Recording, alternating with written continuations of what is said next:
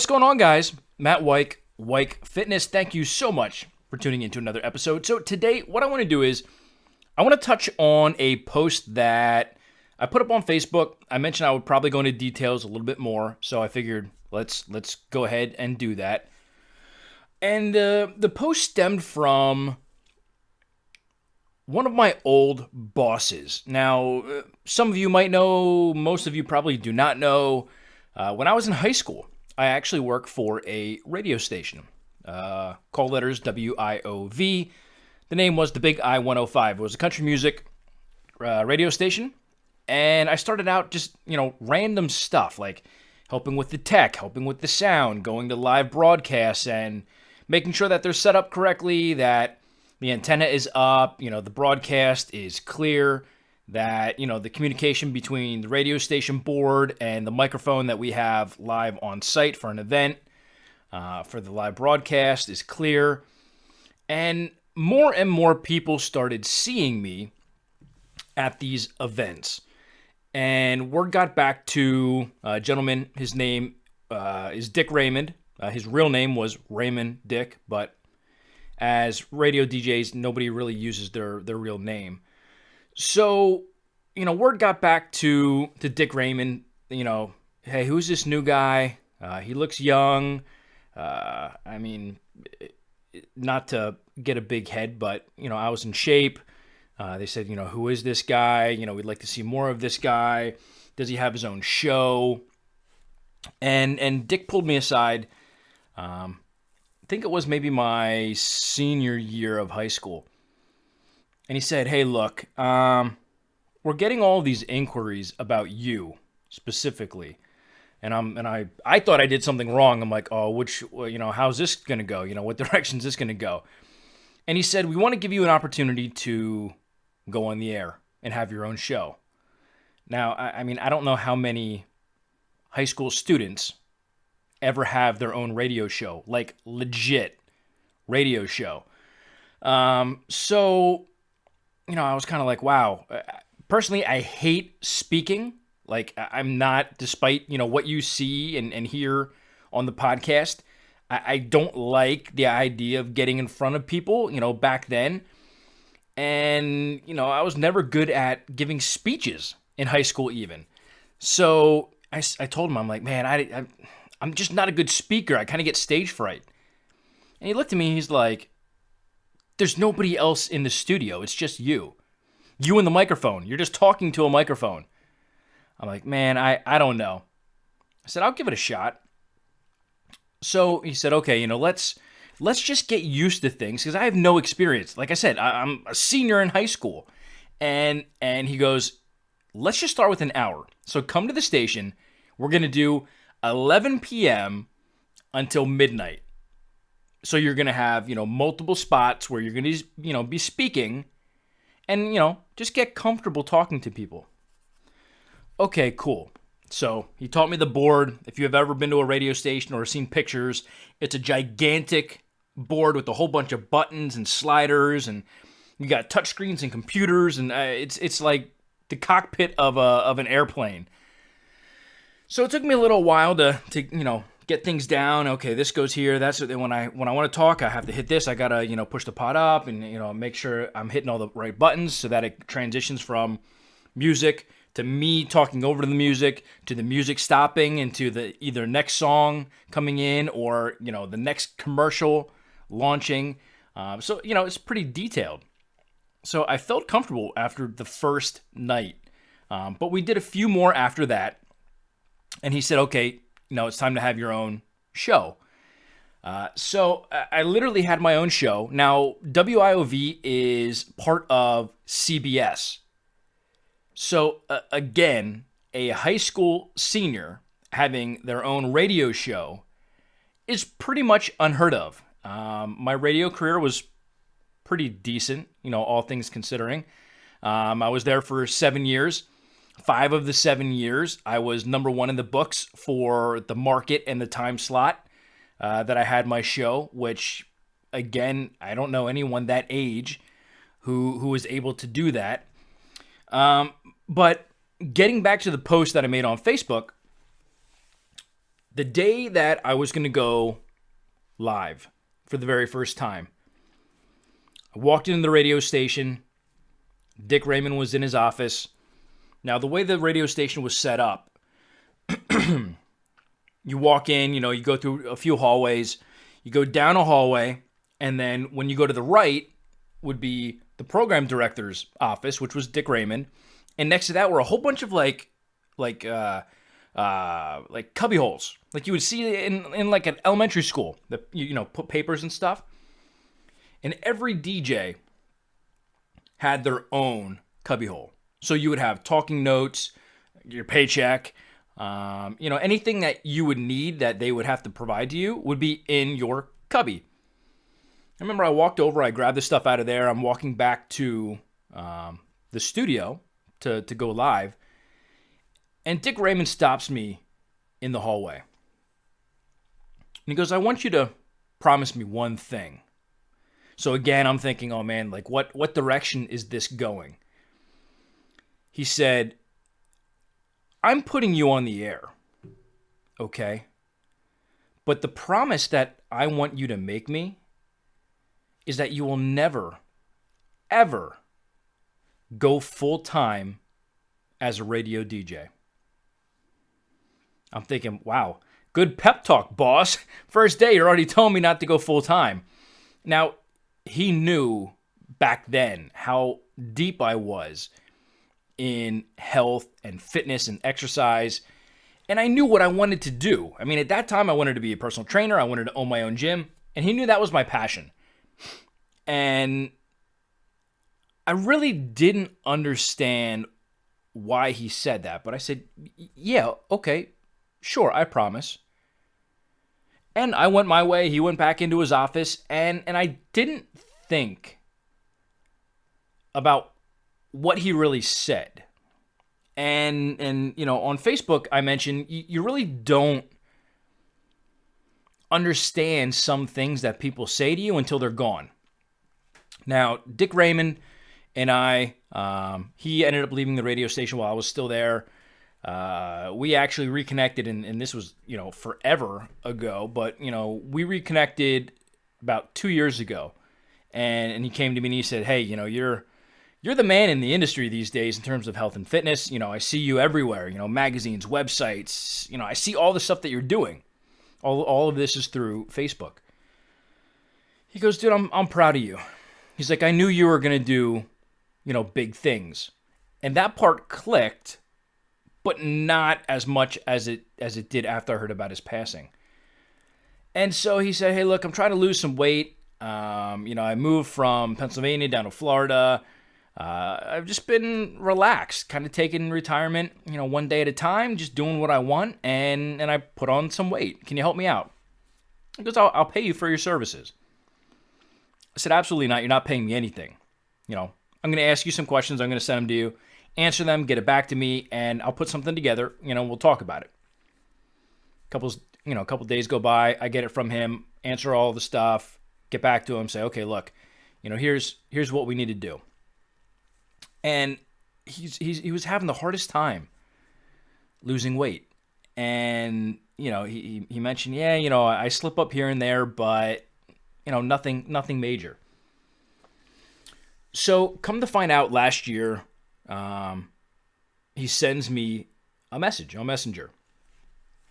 He's in like a hospital gown with the neck brace on, with the Penn State Nittany Lion behind him, the statue. I'm like, what the hell?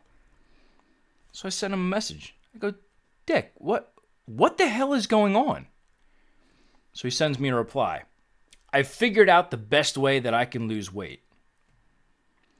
I'm thinking maybe he got gastric bypass, which he really wouldn't be a candidate for.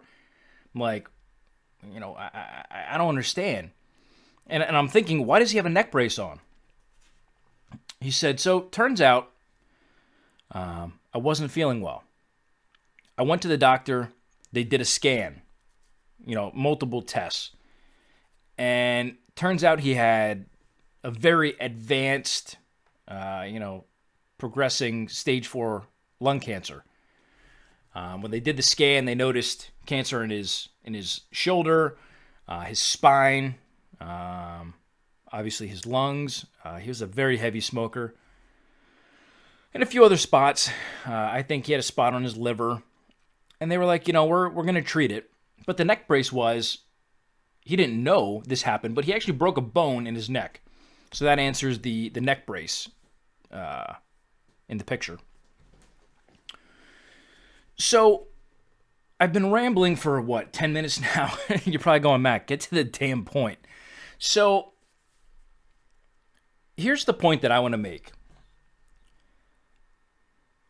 Dick Raymond pulled me aside, not to be a jerk and tell me I'll never have a career in radio, which sometimes I wonder what would have happened if I would have stuck with it versus going the route of, the way that I did, with personal training and then strength and conditioning, strength coach, going to Metrex, owning my own business. Here we are sitting kind of chatting right now. And, I kind of wondered what he meant by that. And every once in a while, I just remember random things, and that kept popping in my head, Promise me that you'll never go full-time on the radio. And it wasn't because he was being a jerk.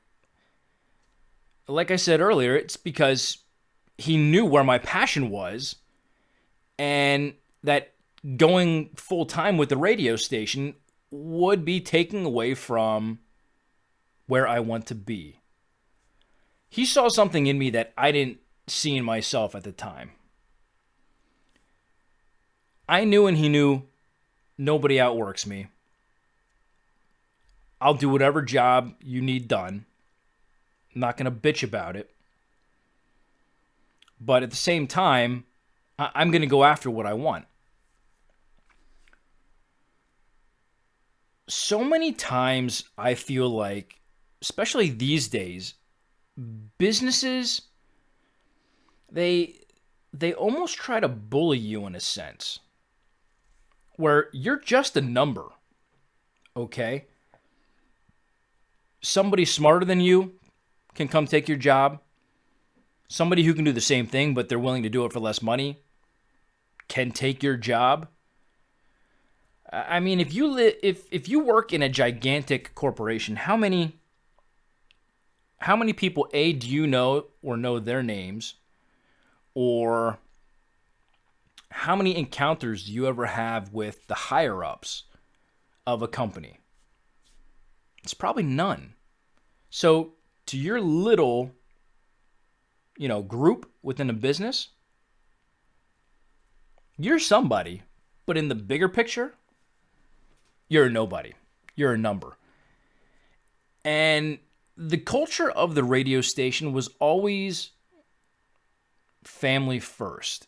And when I say family first, I don't mean your parents, your kids. It always came down to the radio station employees stick together.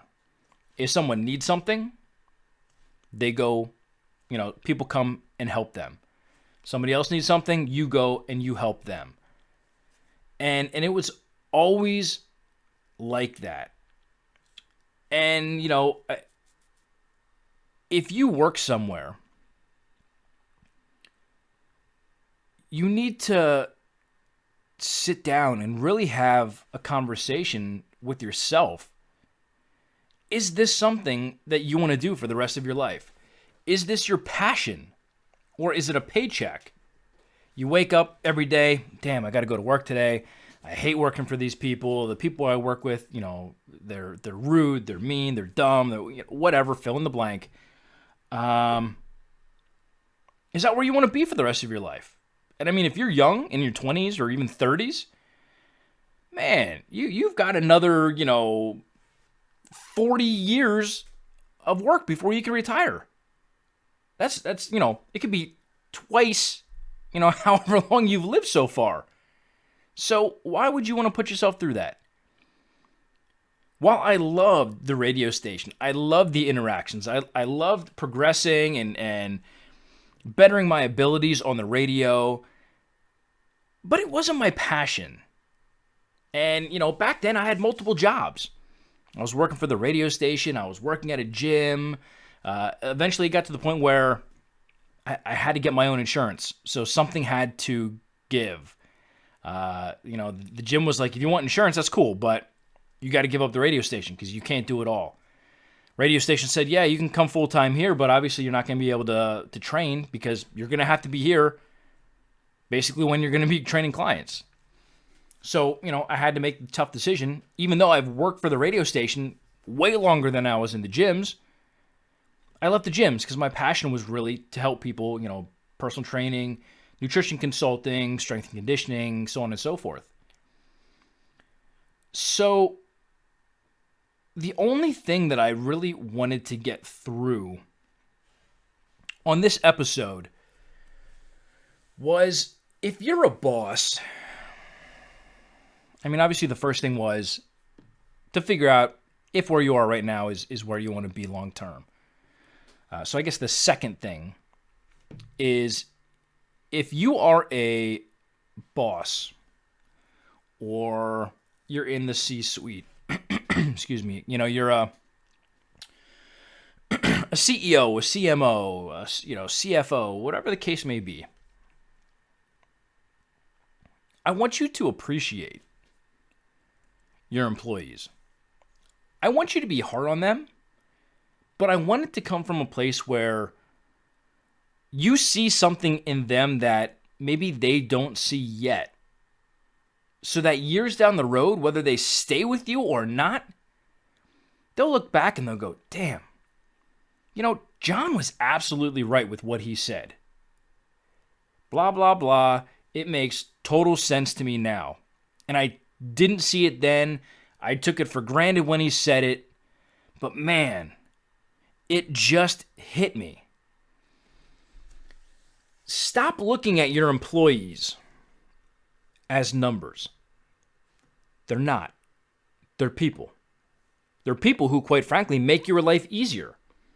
Because if they're doing their job, then you know that you're not going to have to do their job for them. But, don't take things for granted, because you never know where life is going to take you. If you're an employee and you have a really great boss, stay close with them. Talk to them whenever you can. If you're a boss and you have great employees, look, I'm not saying you got to go out for beers and go bowling every Friday night. But have a friendship with these people. Because the things that you say can change, the total outlook of their life. They might not see things now. Maybe they're doing one job and you say, hey man, dude, I got to commend you. You are really good at XYZ. I can't believe how well you do that. That might just be the bug, the seed planted in your head, that maybe there's more for you. Maybe your boss or your employee or whoever said that to you sees something that right now in that second you didn't think about and you didn't see yourself. So I want you to listen more than you speak. What do people say about you? Do they say negative things about you? Do they praise you? What do they say to other people when you're not around? Yeah, Jim is such a hard worker, man. Comes in early, he stays late. He does stuff at home. He doesn't even have to do that. I don't expect that from him. But man, he is one hell of a worker. Or they like, man, Jim, that dude is an idiot. He does not belong here. He has no idea what he's doing. He's not trainable. He's not coachable. He's not listening to anything that I say to try and help him. What do they say about you? What do you say about people? Are you that person talking negatively about other people? And is it because it's factual, or is it because you're threatened that maybe they'll take your job? But in the end, I wanted to talk about this because I mentioned it on social media, and I know some of you guys who listen to the podcast or you watch it on YouTube, even though I don't have a huge following on YouTube, we're probably thinking about what is Matt talking about that you don't, you really don't understand what somebody tells you until, they're gone. And that's what I wanted to get across. An old boss, one of my first boss ever, saw something in me that at the time I didn't see in myself. And hell, he's not even buried yet. And it's just interesting. I spoke to him just a couple weeks ago. And I kind of knew things were going downhill at that point when I spoke to him.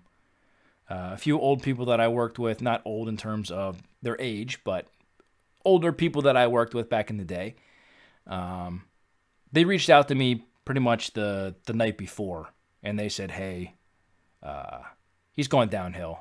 It's only a matter of time. So I didn't know if he was checking messages and stuff, but I sent him a message, saying, hey man, how you doing? How you feeling? How are your spirits? Thinking about you. Hope you're doing well. Let's talk soon. And then the next morning is when, I got the news that he did pass then. But, man, people, don't take things for granted. Don't take them for granted. And don't settle. Don't ever settle. Be passionate about what you do. Me, dude, I'm talking to you on this podcast when I got a list of things that I should be doing for clients now, which I will get done.